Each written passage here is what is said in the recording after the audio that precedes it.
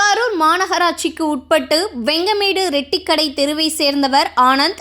இவர் கூலி வேலை செய்து வருகிறார். இவருக்கு திருமணமாகி 2 மகன்கள் உள்ளனர்.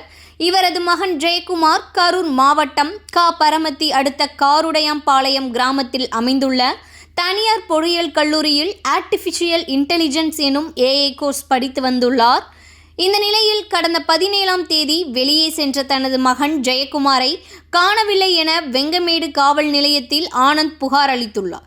புகாரின் பேரில் காணாமல் போன மாணவர் குறித்து வெங்கமேடு போலீசார் விசாரணை நடத்தி வந்தனர். இதனையடுத்து இன்று பிற்பகல் 12 மணியளவில் வெங்கமேடு மேம்பாலம் அருகில் கரூர் வழியாக சேலம் செல்லக்கூடிய ரயில்வே தண்டவாளம் அருகில் பாதி எரிந்த நிலையில் ஆண் பிரேதம் ஒன்று இருப்பது குறித்து ரயில்வே ஊழியர் மூலம் போலீசாருக்கு தகவல் கிடைத்துள்ளது.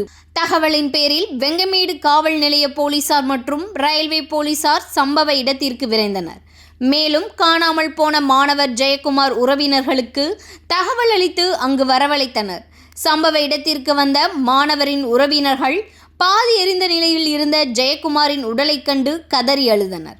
ஜெயக்குமார் உடல் என்பது உறுதியானதை தொடர்ந்து மாணவரின் உடல் ஆம்புலன்ஸ் மூலம் கரூர் அரசு மருத்துவமனைக்கு பிரேத பரிசோதனைக்காக அனுப்பி வைத்துவிட்டு மாணவரின் இறப்புக்கான காரணம் குறித்து வெங்கமேடு போலீசார் தீவிர விசாரணை நடத்தி வருகின்றனர்.